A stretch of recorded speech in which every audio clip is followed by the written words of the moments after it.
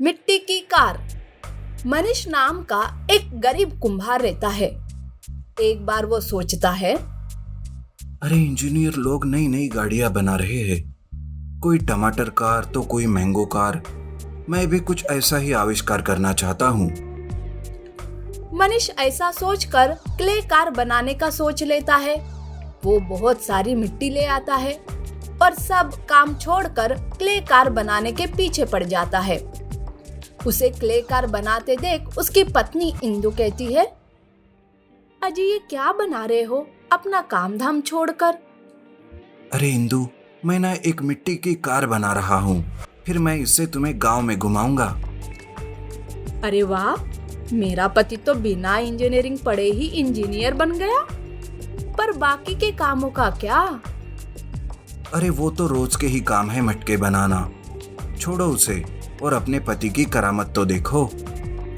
मनीष कुछ ही दिनों के अंदर एक अच्छी सी क्ले कार बनाता है, ऐसी कि रियल कार भी उसके सामने फीकी पड़े, पर वो थी तो क्ले से बनी ना। मनीष उस क्ले कार से गांव घूमने जाता है। उसकी ये क्ले कार देखकर लोग हैरान हो जाते हैं। तब उसका एक दोस्त उसे कहता है, अरे वाह मनीष, क्या बढ़िया अच्छा आविष्कार किया है तुमने तो। लेकिन इसके मजबूती का क्या, पानी में ये टिक भी पाएगी या नहीं? अरे दोस्त, तुम उसकी चिंता मत करो, मेरी क्ले कार बहुत ही मजबूत है। मैंने इसे भट्टी में मजबूत किया है। ऐसा कहकर मनीष अपनी कार से आगे बढ़ता है। कुछ ही दूरी पर एक तालाब था और पीछे से एक शराबी ट्रक चलाते हुए आ रहा था। वो इतना पीके था कि उसका ट्रक कभी इधर तो कभी उधर हो रहा था। मनीष आगे था और वो पीछे, और जो नहीं होना था आखिर वही हो जाता है। ट्रक पीछे से मनीष के क्ले कार को धक्का दे देता है।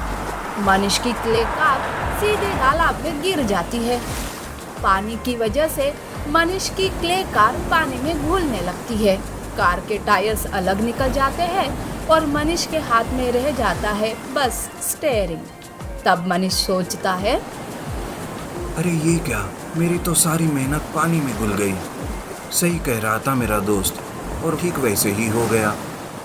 मनीष को तालाब में ऐसा देखकर सब उस पर हंसने लगते हैं। मनीष खाली स्टीयरिंग लेकर तालाब से बाहर आकर अपने घर जाता है। मनीष को ऐसा भीगा हुआ देखकर इंदु कहती है, अरे ये क्या जी, ऐसे भीगे हुए आए, और हमारी क्ले कार कहाँ है? मनीष इंदु को सारी बात बताता है। इंदु भी उस पर हंसती है और हंसते हुए कहती है, अच्छा हुआ जो मैं तुम्हारे साथ नहीं थी। अब समझे, इंजीनियर का काम उन्हें ही करने दो, आप तो सिर्फ मटके बनाओ, मटके। अरे कैसी औरत हो तुम, जो अपने पति पर ही हंस रही हो। जो भी है, मैं हार मानने वालों में से नहीं, मैं फिर से कोशिश करूंगा। मनीष फिर से अपनी क्ले कार बनाना चालू करता है। वो अपने काम में व्यस्त था कि तभी वो देखता है कि एक बूढ़े बाबा सड़क पर गिर गए हैं। मनीष उस बाबा को अपने घर ले आता है और उन्हें पानी और खाना देता है।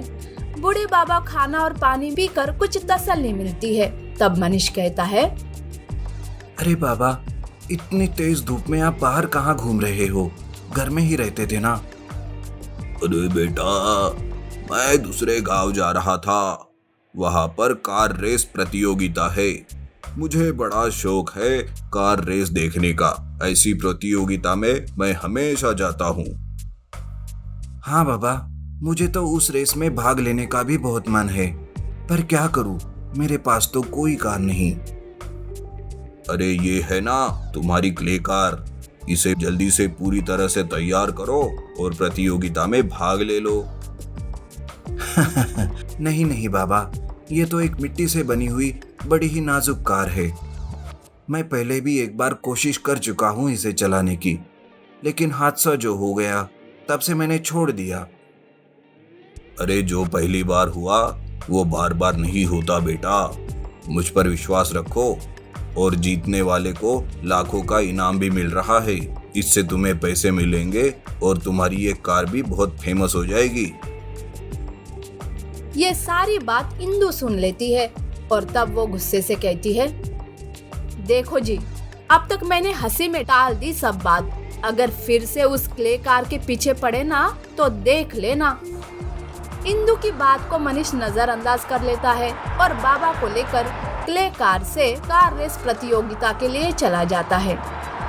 मनीष अपनी क्ले कार को लेकर उस जगह पहुंचता है जहां प्रतियोगिता चलने वाली थी। सब मनीष की कार को देखकर उस पर हंसते हैं। तब एक आदमी कहता है, अरे ओए, इस कार को छोटी सी भी ठोकर लग गई तो ये चकनाचूर हो जाएगी। तब वो बाबा कहते हैं, अरे बेटा तुम घबराओ मत, ऐसा कुछ नहीं होगा। प्रतियोगिता शुरू हो जाती है। पहले पहले तो मनीष पीछे रहता है, पर अचानक से क्ले कार की स्पीड बढ़ जाती है और क्ले कार सबसे आगे चली जाती है और मनीष कार प्रतियोगिता जीत जाता है। उसे लाखों का इनाम मिल जाता है। तब मनीष उस बाबा को ढूंढने लगता है उनका शुक्रिया करने के लिए, पर तब मनीष को वो बूढ़े बाबा कहीं नहीं दिखाई देते हैं। तब मनीष को सब बात समझ आती है। अच्छा, तो ये बाबा मेरी मदद करने आए थे। उन्हीं के कृपा से मैं ये लाखों का इनाम जीत चुका हूँ। मनीष मन ही मन बूढ़े बाबा का शुक्रिया अदा करता है और अपने घर चला जाता है। उस दिन के बाद से उस क्ले कार में कुछ अलग ही पावर आई रहती है, जिस वजह से उसकी क्ले कार बहुत ही फेमस हो जाती है और गांव के लोगों की मदद भी करने लगती है। Police car mud wash. एक गांव में रमेश नाम का एक कार वॉशर रहता है। वो ज्यादा पढ़ा लिखा नहीं था, पर चालाक था। वो अपनी पत्नी रीमा और बेटे बालू के साथ रहता था। काफी दिन हो गए थे, उनका काम कुछ ठीक नहीं चल रहा था, जिस वजह से उन्हें पैसे भी नहीं मिल रहे थे। ये देख उसकी पत्नी रीमा कहती है, क्या बात है जी, आजकल तो कोई भी कार वॉश करने के लिए नहीं आ रही है। अरे वही तो मैं भी सोच रहा हूँ रीमा। अरे इसमें सोचना क्या है, अपना दिमाग चलाओ और कुछ चालाकी करो। वही तो सोच रहा हूँ, एक प्लान है तो दिमाग में, देखता हूँ क्या होता है। रमेश रास्ते के बीचों बीच एक गड्ढा बनाता है, जहाँ पर पानी डालकर कीचड़ बना लेता है। वो सोचता है अब कोई ना कोई इस गड्ढे से जाएगा ही और उसे मेरे ही पास गाड़ी वॉश करने आना पड़ेगा। इस तरह से उसका प्लान शुरू होता है। उस दिन से कोई भी गाड़ी अगर उस गड्ढे से जाती तो गाड़ी खराब होकर रमेश के पास ही वॉश करने के लिए आती। इस तरह से वो अच्छे पैसे कमाने लगा। एक बार पुलिस की कार उस रास्ते से जा रही थी कि बराबर गड्ढे से उनकी कार जाते ही सारा कीचड़ पुलिस की कार को खराब कर देता है। इंस्पेक्टर गाड़ी रोककर कहते हैं, अरे ये क्या हो गया, ये रास्ते में इतना बड़ा गड्ढा और वो भी कीचड़ से भरा, पूरी गाड़ी को ही खराब कर दिया इसने तो।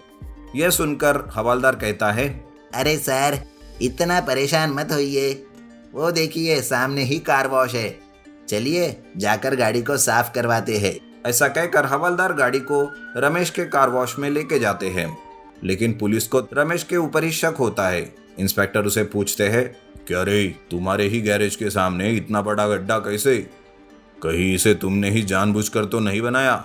सर, मैं ऐसा कैसे कर सकता हूँ, आजकल तो रास्ते ही ऐसे बने हैं, समझ में नहीं आता कि रास्ते में गड्ढे हैं या गड्ढों में रास्ते। अच्छा बेटा, बहुत होशियार बन रहे हो, जरा संभाल कर। रमेश पुलिस की कार वॉश कर देता है और पुलिस पैसे देकर वहां से चले जाते हैं। फिर एक दिन गांव के बैंक में दो चोर बाइक से आते हैं और डाका डालकर सारा पैसा लेकर भाग जाते हैं। तुरंत पुलिस को यह खबर पता चलती है, लेकिन पुलिस के बैंक में पहुंचते पहुंचते चोर डाका डालकर फरार हो जाते हैं। पुलिस उनके पीछे पड़ती है, लेकिन वो हाथ में नहीं आते। काफी देर तक पीछा करते हुए पुलिस रमेश की गैराज के सामने आ पहुंचते हैं और उसे पूछते हैं, अरे क्या रे रमेश, इधर से कोई बाइक सवार गया है क्या? जी हाँ सर जी, अभी कुछ देर पहले ही दो बाइक सवार बड़ी ही तेजी से यहाँ से गए। उनकी बाइक भी इसी कीचड़ वाले गड्ढे से गई, जिस वजह से उनके कपड़े और बाइक दोनों खराब हो गए। मैंने उन्हें बहुत रोकना चाहा, लेकिन वो रुके नहीं और भाग गए। तभी पुलिस की नजर बाइक के टायर पर जाती है। ये देखकर इंस्पेक्टर कहता है, अच्छा, तो ये निशान उन्हीं के बाइक्स के हैं। सुनो हवालदार, इन निशान का पीछा करो, चलो जल्दी से। ऐसा कहकर पुलिस की गाड़ी उन बाइक लुटेरों का पीछा करने लगती है। पीछा करते करते वो निशान जंगल में एक घर के पास जाकर रुकते हैं, जहां पर पुलिस को वो कीचड़ वाली बाइक भी दिखाई देती है। पुलिस और हवलदार बड़े ही होशियारी से उस घर के अंदर जाते हैं और देखते हैं कि वो दोनों बाइक सवार वहीं पर बैठे पैसे गिन रहे थे और उनके कपड़े भी कीचड़ से सने हुए हैं। इंस्पेक्टर जल्दी से जाकर उन दोनों को पकड़ लेते हैं।